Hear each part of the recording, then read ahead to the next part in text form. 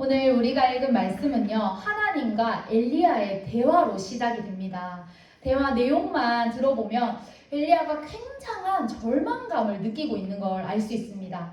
하나님을 믿는 선지자는 자기를 빼놓고 다 죽였다라고 이렇게 이야기하고 있어요. 그리고 나머지도 죽이려고 한다고 오늘 엘리야가 하나님께 이야기를 하고 있습니다. 오늘 이렇게 엘리야가 호소했던 이런 상황, 이 말을 하게 된 이유가 있을까요? 무엇일까요, 여러분? 그 원인은요, 오늘 함께 읽었던 말씀의 앞부분인 19장 1절에서 2절에 기록이 되어 있는데요. 제가 한번 읽어드리도록 하겠습니다. 아합이 엘리야가 행한 모든 일과 그가 어떻게 모든 선지자를 칼로 죽였는지를 이세벨에게 말하니 이세벨이 사신을 엘리야에게 보내어 이르되 내가 내일 이맘때에는 반드시 내 생명을 저 사람들 중에 한 사람의 생명과 같게 하리라. 그렇게 하지 아니하면 신들이 내게 벌 위에 벌을 내림이 마땅하니라 한지라. 이렇게 기록이 되어 있습니다. 이 말씀은 우리가 지난주에 나누었던 말씀과 관련이 되어 있습니다. 여러분 지난주 말씀 기억하시나요? 엘리야 선지자가 바알 선지자 450명과 싸웠습니다. 어떻게 되었습니까? 그 모든 선지자들을 죽였어요. 모두 처단하는 상황이 있었습니다.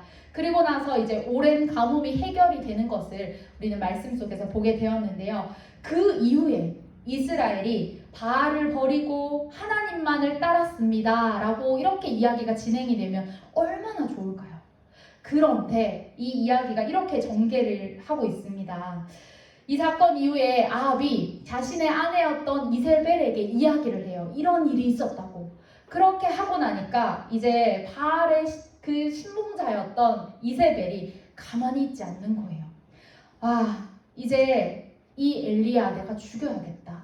이런 다짐을 하게 됩니다. 엄청 화가 나서 엘리야에게 경고하고 있는 거예요. 내일 이맘때에 너는 이제 무조건 죽는다. 너도 그 죽게 된 사람들과 같이 될 거다 라고 이렇게 엘리야에게 이야기를 하고 있습니다. 그럴 때 엘리야가 어떻게 했을까요? 엘리야가 이렇게 이야기를 하는 것이 말씀 속에 기록이 되어 있는데 제가 읽어드립니다. 그가 이 형편을 보고 일어나 자기의 생명을 위해 도망하여 유다에 속한 브엘세바에 이르러 자기의 사안을 그곳에 머물게 하고 자신은 광야로 들어가 하룻길쯤 가서 한 로뎀 나무 아래에 앉아서 자기가 죽기를 원하여 이르되 여호와여 넉넉하오니 지금 내 생명을 거두시옵소서 나는 내 조상들보다 낫지 못하나이다 하고 이렇게 기록이 되어 있습니다. 이 말씀을 보면요, 엘리야가 이 이세벨의 말을 듣자마자 주랭랑치는 거예요. 도망가는 거예요. 그래서 로뎀 나무라고 하는 곳에 피하게 되는 말씀이 기록이 되어 있습니다. 이 엘리야의 이야기를 들어보면 엘리야가 뭐라고 얘기하냐면 이 형편을 보고라고 이렇게 이야기를 합니다. 여러분 이 형편이 물론 표면적으로 보면요 이세벨이 자신을 죽이려고 한다라는 내용이에요. 그런데 이 구절에는 더 이상 더 큰 의미가 담겨져 있습니다. 내용을 보면 엘리야가 도망한 후에 로뎀 나무에 가서 숨어 있지 않습니까? 그래서 그 로뎀 나무에 앉아서 하나님 이제 나 죽여주세요. 나 이제 더 이상 그만이에요. 죽여주세요. 라고 이렇게 이야기를 하고 있는데요. 여러분 잘 생각해 보십시오. 그 이세벨이 너 죽일 거야 라고 경고했을 때 엘리야가 어떻게 했습니까? 도망가지 않았습니까? 도망갔다는 뜻은요 자신의 생명을 부지하기 위해서였어요. 내 생명을 아끼기 위해서, 내 생명을 살리기 위해서 도망을 갔는데 오늘 하나님 앞에서는 엘리야가 반대로 이야기하고 있습니다. 하나님 나를 죽여주세요. 참 이상하지 않습니까? 근데 거기다가 엘리야가요 이제는 이렇게까지 이야기를 해요. 조상들 막 이야기를 하면서 엘리야가 하나님 앞에 응석바지 아기처럼 이렇게 막 이야기를 하고 있습니다. 하나님 앞에서 이렇게 이야기를 하는 이유는 하나님 내 마음 좀 알아주세요. 자신의 마음을 토로하고 있는 겁니다. 아마도 엘리야는요 깊은 절망감이 들었을 겁니다. 단순히 자신을 죽이려고 하는 이세벨 때문이 아니라 자신에게 있었던 모든 일이 너무 황당하고 허무하고 어이가 없고 절망 가운데 빠뜨리게 할 수밖에 없는 상황이었기 때문입니다. 왜냐하면 엘리야는요 3년이라고 하는 가뭄에서 하나님의 능력을 보았기 때문이죠. 바알의 선지자들을 모두 처단하고 하나님이 불을 내려주시고 놀랍도록 일할 것을 보았어요. 그래서 이 엘리야는 이제 하나님의 나라가 임하겠구나. 이 땅 가운데 이제 모든 우상들이 허물어지겠구나. 이제 새로운 시대가 열리겠구나. 얼마나 기대를 했겠습니까? 그런데 상황이 좋아졌나요? 아니었어요. 물론 바알의 선지자들은 처단이 되었지만 이 엘리야는 오히려 자신이 죽음의 앞에 있는 위기를 맞이하면서 더 좋을 것이 없는 상황, 전혀 하나님의 뜻이 펼쳐지지 않을 것 같은 그런 상황에 맞닥뜨렸기 때문에 이 엘리야가 절망을 한 것입니다. 그리고 나서 이렇게 조상들을 이야기하고 있는 것은요, 하나님께서 조상의 때에 놀라운 일들을 행하셨다는 겁니다. 여러분, 애굽에서 이스라엘 백성들이 탈출했을 때 어땠습니까? 10가지 재앙이 내렸어요.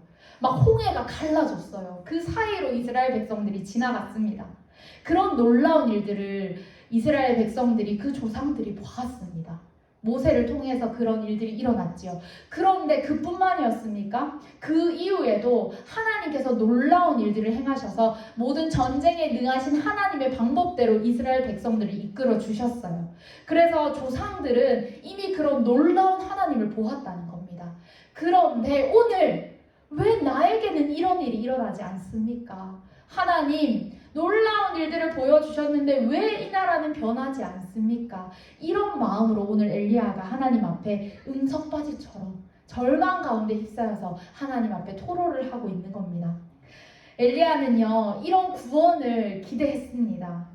이렇게 조상들이 경험했던 하나님의 놀라운 역사들이 이 땅 가운데 계속 일어나는 것을 소망하고 있었던 거예요. 그런데 오늘 이 일이 일어나지 않으니까 난 조상들보다 못합니다. 나는 조상들보다 못하기 때문에 죽고 싶습니다. 라고 오늘 하나님 앞에 이렇게 이야기하고 있는 겁니다.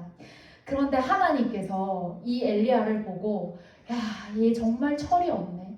내가 이렇게 역사하는데 내가 함께 하는데 얘 안 되겠네. 이렇게 하시지 않았습니다. 하나님께서는요, 이런 절망 가운데 있는 엘리야 가운데 함께 해주시고 이 엘리야를 만나주셨어요. 먼저 열왕기상 17장에 보면요, 까마귀를 통해서 하나님께서 엘리야에게 공급하셨던 그런 일들이 있었습니다. 그리고 나서 오늘 하나님께서는 그때와 마찬가지로 오늘 엘리야에게 천사를 통해서 숯불에 구운 떡도 주시고요, 마실 수 있는 물도 허락해 주셨어요. 그래서 이 엘리야에게 쉼을 허락해 주신 거예요.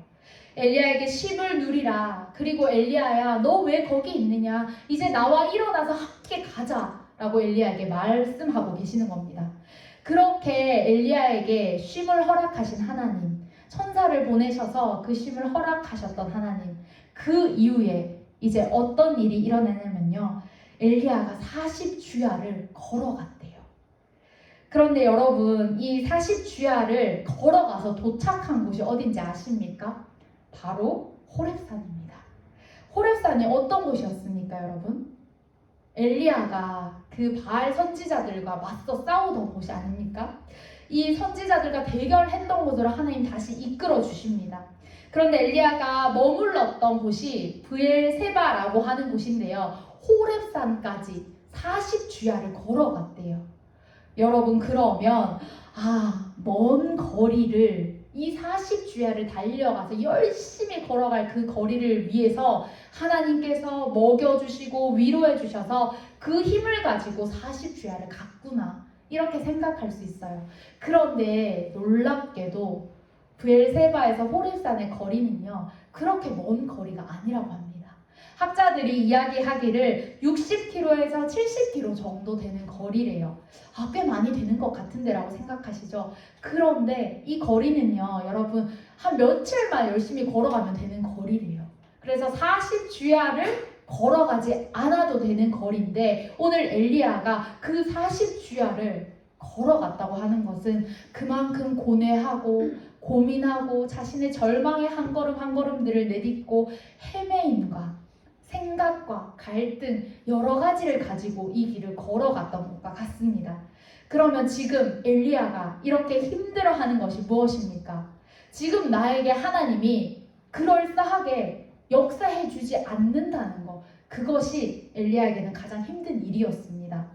이제 뭔가 되려고, 뭔가 일어나려고 하나님의 역사가 막 불같이, 바람같이 막 임해야 하는데 전혀 일어나지 않으니까 이 엘리야가 절망하면서 힘들어하면서 걸어가고 있는 것이죠.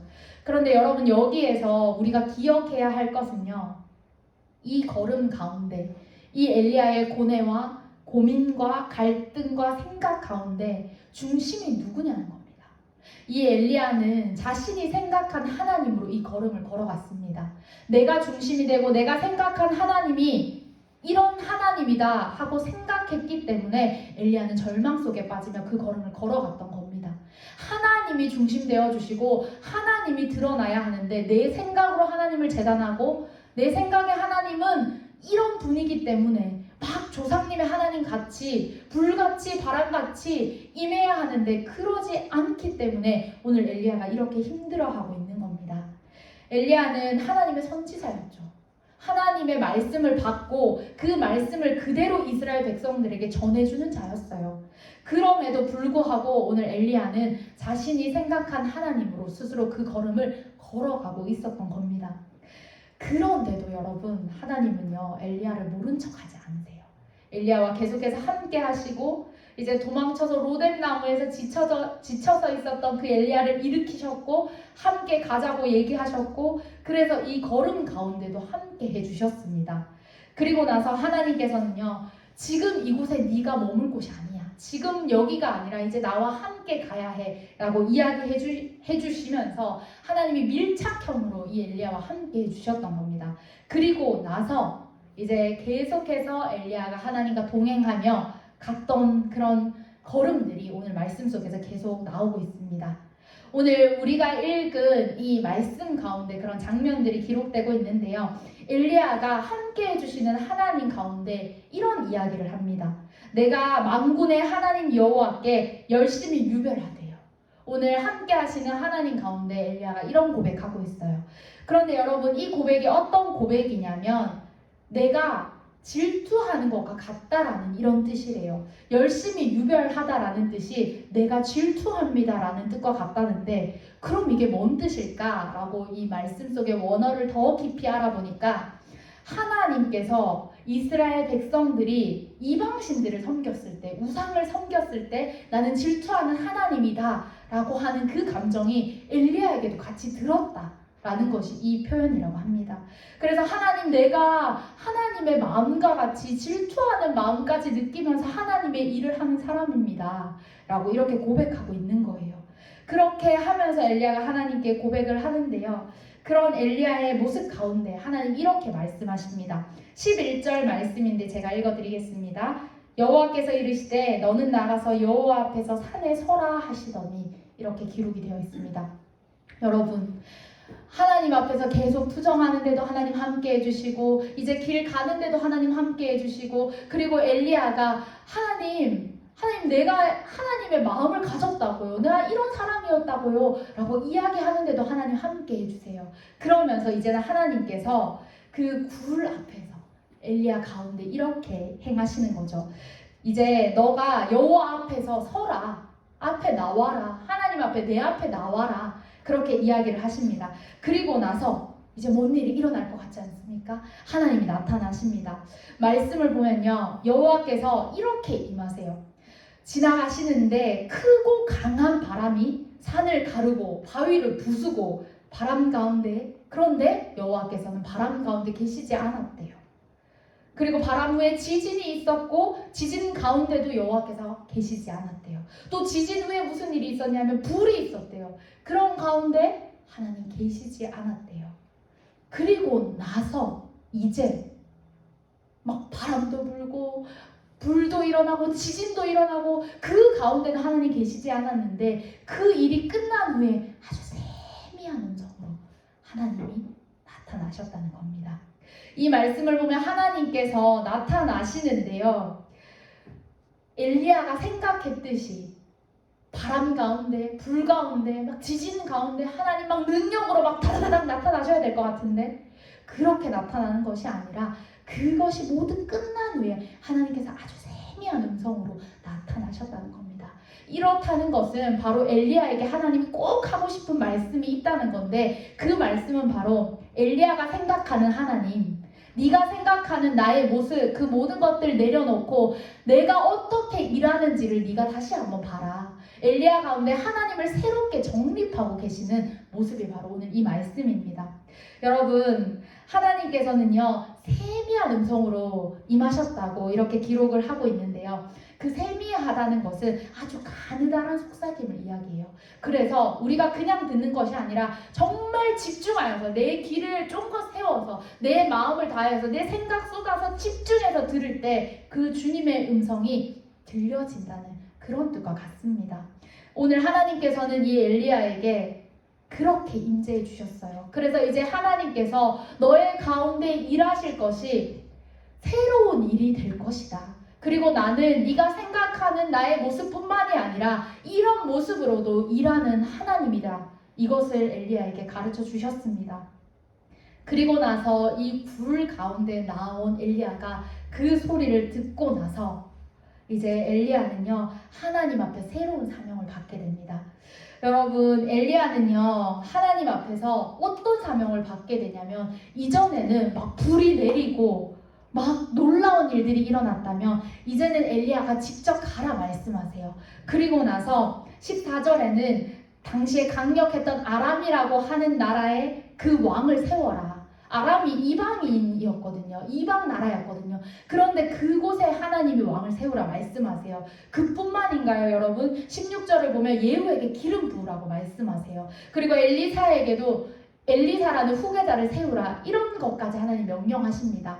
이전에 있던 모든 것 가운데 일하신 하나님, 이제는 새로운 방법으로 엘리야에게 함께 하십니다. 그리고 사명을 허락하세요. 그래서 엘리야에 있는 모든 편견과 생각, 모든 것을 무너뜨리시고 이제는 하나님께서 너에게 새롭게 일하시겠다. 나는 너의 생각 안에 갇힌 하나님이 아니라 너의 생각을 뛰어넘어서 일하는 하나님이다. 이것을 명확하게 가르쳐주고 있는 것입니다. 여러분, 우리도 이 세상을 살아가다 보면 엘리야처럼 절망할 때가 있는 것 같아요. 하나님을 믿고 따르고 거룩하게 살아가려고 노력한다고 하는데 때로는 내 상황이 더 어려운 상황, 더 절망의 순간에 빠지기도 합니다. 그리고 수없는 물음으로 때로는 하나님을 잘 모르겠고 하나님이 계신지 그 존재 자체를 의심할 때도 있는 것 같아요. 그런데 하나님께서는 엘리야에게도 임하셨듯이 오늘 여러분들에게도 임하여 주십니다. 이전에 내가 알고 있던 하나님이 아니라 여러분의 상식과 편견과 생각과 모든 것을 깨시고 내가 너에게 새로운 하나님으로 임할 거야. 이제는 네가 알지 못하는 더 뛰어난 방법으로 너의 생각을 뛰어넘어서 내가 일할 거야 라고 여러분들 가운데 말씀해 주고 계십니다. 여러분들, 하나님이 지금 나의 가운데 불처럼 바람처럼 지진처럼 강하게 임하여 주시지 않는다고 해서 하나님이 일하지 않고 계시는 게 아닙니다. 지금도 여러분의 옆에서 뒤에서 앞에서 여러분들을 지키시고 날마다 함께 한다고 약속하시면서 묵묵하게 또 하나님의 그 뜻을 여러분들 가운데 펼치고 계시다는 걸 여러분들 기억하셨으면 좋겠습니다. 그리고 이제는 여러분들께서 하나님의 그 세미한 음성, 여러분들에게 맞춤형으로 말씀하시는, 여러분들에게 가장 알맞은 때에 알맞은 말씀으로 함께 하시는 그 주님의 음성에 귀 기울이며 살아가시기를 소망합니다. 지금도 하나님께서는 여러분들 가운데 말씀하기를 원하십니다. 여러분들이 마음을 열고 집중하기만 하면 그 하나님의 음성 여러분들 가운데 들려질 것입니다. 여러분들, 우리가 이 세상을 살아가면서 늘 애매하고 여전히 부딪히고 명확하지 않고 때로는 이해되지 않는 상황, 막막한 상황 가운데 있을지라도 하나님 오늘 여러분들 가운데 일하십니다.